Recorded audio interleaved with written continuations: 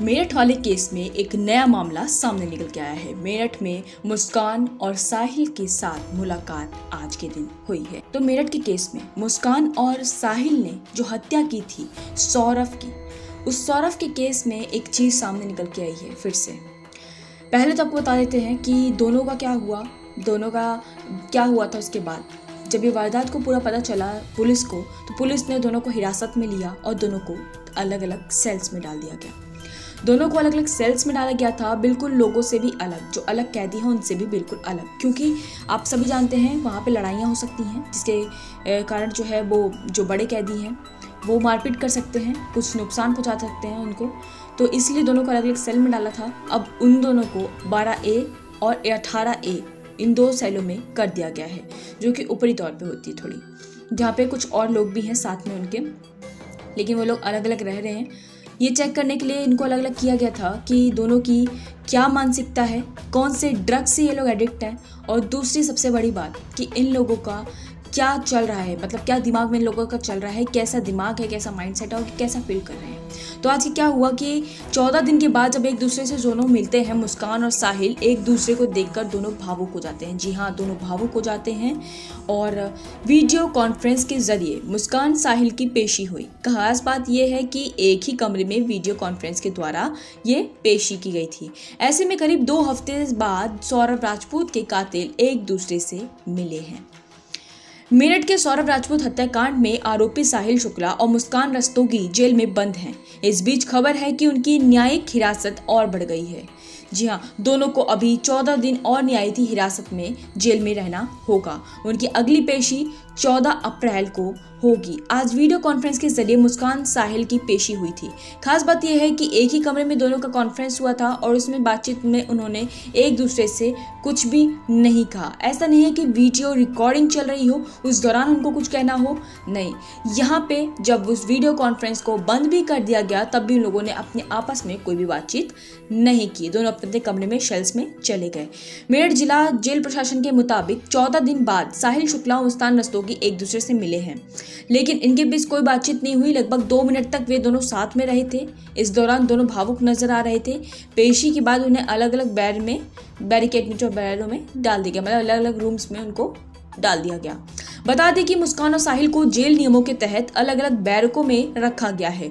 दोनों ने एक ही बैरक में रहने की इच्छा भी जताई है, लेकिन जेल मैनुअल के नियमों के कारण यह संभव नहीं हो सका है। जेल प्रशासन ने स्पष्ट किया कि जेल के नियमों के अनुसार ही कोई निर्णय लिया जाता है और फिलहाल दोनों को अलग अलग बैरकों में डाल दिया गया है।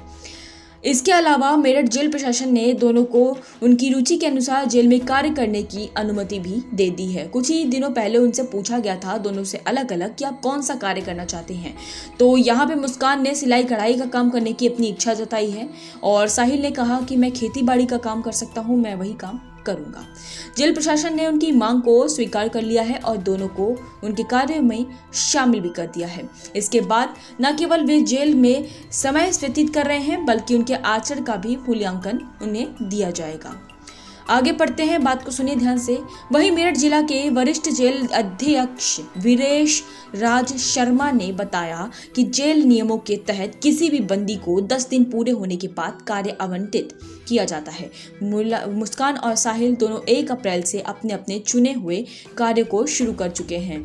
यह प्रक्रिया जेल सुधार प्रणाली का हिस्सा है, जिसका उद्देश्य कैदियों को कौशल प्रदान करना होता है। एक चीज बताते हैं कि मेरठ के केस में क्या क्या चीज सामने निकल के आई है। देखिए, अब दोनों मिलने जा रहे थे। दोनों मिलने जब जा रहे थे तो होता क्या है यहाँ पे कि दोनों आपस में बिठाए जाते हैं वीडियो कॉन्फ्रेंस के जरिए। वीडियो कॉन्फ्रेंस में बैठ के पूछताछ की जाती है। वैसे तो वहाँ पे जो भी चीज़ें अपनी वो मतलब ये बोला जाता है कि जो भी सवाल खड़े किए जाते हैं कि तुमने ऐसा किया, ये वो किया, तो उस पर वो लोग हाँ में भर देते हैं, लेकिन आपस में कही जाए तो दोनों की कोई भी बातचीत नहीं होती है। सोचते हैं लोग कि 14 दिन के बाद दोनों मिलते हैं, हो सकता है कोई बातचीत तो कुछ निकल के आए, लेकिन प्रशासन के द्वारा बताया भी जा रहा है अंदर से इंटरनल बेस पे कि दोनों मिलते तो हैं, लेकिन वीडियो कॉन्फ्रेंस के जरिए भी उन्होंने कोई भी बात नहीं की। 2 मिनट तक वो लोग सामने बैठे रहे, लेकिन खामोश थे, एक दूसरे को देखकर भावुक हो गए थे, बस इतना ही हुआ था। एक और न्यूज़ के तहत ये बताया गया था कि कुछ दिन पहले अरुण गोविल आप सभी को पता है अरुण गोविल जो है यहाँ पे आए थे और उन्होंने रामायण यहाँ पे सबको डिस्ट्रीब्यूट की थी ताकि वो लोग पढ़ें, अपने जीवन को सुधारने की कोशिश करें। तो इन लोगों ने भी रामायण की मांग की थी, इन लोगों ने रामायण को लिया और उसको ले के ये लोग भावुक भी हो गए थे। तो बताते हैं क्या हुआ केस के ज़रिए। केस में बताया जा रहा है कि अकाउंट्स देखे जा रहे हैं, किसके, साहिल के और मुस्कान के भी देखे जा रहे हैं। साहिल के, मुस्कान के, दोनों के अकाउंट्स को चेक किया गया और साथ ही साथ जिसका मर्डर हुआ है सौरभ, उसका भी अकाउंट चेक किया गया कि उसके अकाउंट्स में क्या था, कितने पैसे थे, किसको किसको उसने दिए, सारी वारदात को देखा जा रहा है। तो पता ये चला है कि बता रहा है, उसका दोस्त बताया किसी ने कि उसके फ्रॉड में उसके फ्रॉड के ज़रिए उसका कोई पैसा, यहाँ पे फ्रॉड के जरिए उसका पैसा वो चुरा लिया गया था, एक तरीके से बोला जाए, क्राइम हुआ था उसके साथ। तो इसी चीज़ के डर के बारे में बोला जाए कि पुलिस ने इसकी वारदात के जानने के जरिए तो क्या होता है, वो घबरा जाता है कि मेरे पास भी पैसा है, हो सकता है ये इलीगल ना हो तो जब्त ना कर ले इसको भी सरकार वहाँ की। तो इस चीज़ के ज़रिए वो क्या करता है कि मुस्कान के अकाउंट में कुछ पैसे डाल देता है। मुस्कान के अलावा वो डाल देता है कुछ अपने माँ के अकाउंट में, और तीसरा जो डालता है वो मुस्कान के भाई के अकाउंट में कुछ पैसे डाल देता है। ये तीनों जगह वो पैसे को डालता है ताकि थोड़ा पैसा डिस्ट्रीब्यूट हो जाए, जिसके ज़रिए उसके ऊपर कोई भी इलीगल एक्शन ना हो। वो डर जाता है इस बारे में, इसलिए वो ऐसा कार्य करता है। अब होता क्या है यहाँ पे बताते हैं कि बताया जा रहा है कि साहिल जो है कैसे मिलता है। साहिल मुस्कान से तब मिलता है 2019 में जब उसकी बेटी पैदा होती है। बेटी पैदा होने के बाद उसकी जॉब जब लगती है, वो बाहर जाने लगता है। कौन? सौरभ शुक्ला। तो सौरभ जाने लगता है, वो चला जाता है, अपना वहीं रहता है। बेटी को अकेले वो संभालती थी और संभाल नहीं पाती थी तो अपनी माँ के घर छोड़ दिया करती थी। ऐसे में वो अकेली थी मुस्कान। और मुस्कान का जो है बोला जाए, मुस्कान बहुत महत्वाकांक्षा वाली लड़की थी। उसको एक तरीके से अपने फ्रीडम, आज़ादी में रहने का ज़्यादा शौक़ था, अपने ख्वाहिशों को पूरा करने का शौक़ था।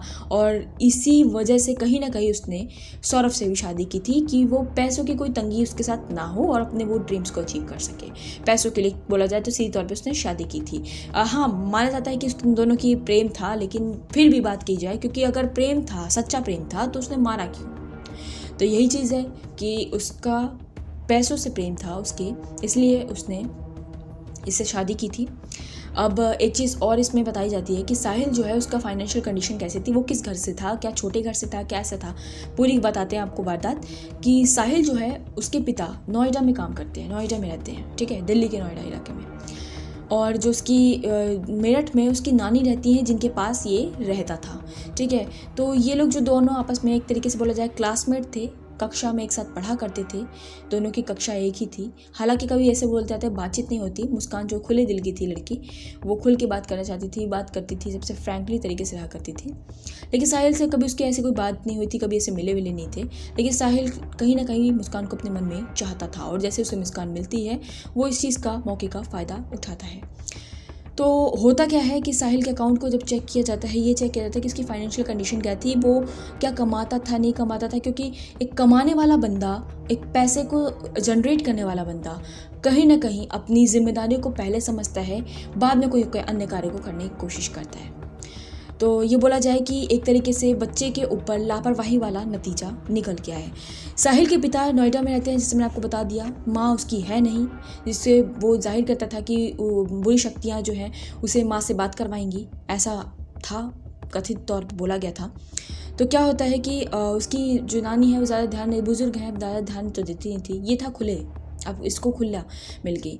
ये पैसे कमाता था, इसके पिता के बहुत सारे फ्लैट्स हैं मेरठ में, ये वहाँ से जाके रेंट को लेके आता था, खुद जाके लेके आता था, कभी कभी कैश रूप में, और उसी से इसका चलता था सब कुछ चीज़ें। जो उसे पैसों की कमी है नहीं। अब क्या है, वो व्यक्ति पूरे दिन फ्री बैठा हुआ है घर में, क्या करता है, फ़ोन मोबाइल्स को चलाता है, गलत क्या देख रहा है क्या नहीं देख रहा है। आप सभी को पता है कि बच्चे आजकल क्या हो गया है कि कॉन्फ्रेंस के जैसे सीधे बताया जाए कि क्या कहते हैं, आजकल मोबाइल फ़ोन इतना चल गया है कि बच्चे क्या देख रहे हैं फ़ोन्स के अंदर, कौन सी मानसिकता चल रही है।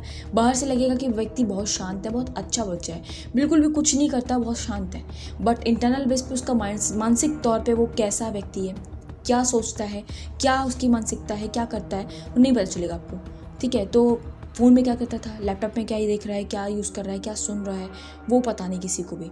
तो साहिल जो है, वैसे मैंने आपको बताया कि साइकोलॉजी तौर पे बोला जाए तो इसकी मानसिकता बहुत ज़्यादा ख़राब थी, क्योंकि ये अंधविश्वास के तौर में चला गया था, अंधविश्वास पर ज़्यादा जोर देता था। और व्यक्ति कब जाता है अंधविश्वास की तरफ? तब जाता है जब वो बहुत खाली हो, उसके पास मेहनत करने का ना ज़रिया हो, मेहनत नहीं करता है, मेहनत पे विश्वास उठ जाए और तो उसे शॉर्टकट दिखता है, और शॉर्टकट के ज़रिए लोग सोचते हैं कि हम इस तरीके से नींबू मिर्च कर देंगे तो हमारे ऊपर जो है हमारा जो भला हो जाएगा, और हम लोग अच्छे हो जाएंगे, हम लोग आगे बढ़ जाएंगे, वगैरह वगैरह बहुत सी चीज़ें। तो यही होता है कि ये भी अंधविश्वास को मानने लग गया था। जो आप तस्वीरें देख पा रहे हैं, ये जो तस्वीर है, ये जो ड्राइंग है, ये जो चित्र बनाया गया है, ये एक बुरी शक्ति का प्रतीक है। और इससे बोला जाता है कि ये शक्ति बलि मांगती है किसी व्यक्ति की, और उस व्यक्ति का भी खून मांगती है जिसको चाहिए ये शक्तियाँ। तो ये शक्तियों का सहारा लेता है, ठीक है, शक्तियों के सहारे सोचता है कि मैं बहुत आगे बढ़ जाऊँगा, बहुत कुछ कर लूँगा। लेकिन समाज में बता दें एक बात बहुत सही तरीके से, कि आप कितने भी प्रयास कर लें, अंधविश्वास का साथ लेकर आप ज़िंदगी में आगे नहीं बढ़ सकते। आप सबको एक बात और बताते हैं, दूसरा पहलू है, दूसरे पहलू की बात करें। पति विदेश में है, औरत घर पे है, इसमें गलती किसकी है? औरत की। औरत अगर घर में है, उसकी जिम्मेदारी बनती है कि वो अपने घर में अपने परिवार को संभाले। और अगर उसने प्रेम किया था और उससे लड़ के, उसके पति ने उससे लड़कर, उसके लिए सबसे लड़कर उसे शादी की, और उसकी बेटी भी है, तो उसकी जिम्मेदारी बनती है कि अपनी बेटी का ख्याल रखे, खुद का ख्याल रखे, और वो पैसे भेजता था, उस पैसे का अपने काम में इस्तेमाल करे। लेकिन अब बात बताते हैं, साहिल था खाली व्यक्ति, एक तरीके से बोला जाए, कुछ काम धंधा था नहीं, तो वो आता था। अब हर वक्त खाली व्यक्ति जो है क्या करेगा? आएगा, हमेशा फ्री रहेगा। और वो क्या करते हैं, आप सभी को पता है, मैं आपको बताती हूँ जाहिर तौर पे, सीधे तौर पे, ग्राउंड रिपोर्ट की बात, कि जब व्यक्ति खाली है और उस पर कोई काम नहीं है, तो वो आपको ज़्यादा समय देगा। मैं सभी तौर पे बता रही हूँ, अगर आप लोग के साथ ऐसा करते हैं, कहीं पे भी किसी के साथ हो रहा है, तो याद रखें इस चीज़ को। कोई खाली है, ज़्यादा समय दे रहा है, तो ये ना सोचें कि जो व्यक्ति आपको समय नहीं दे रहा है वो आपसे प्रेम नहीं करता।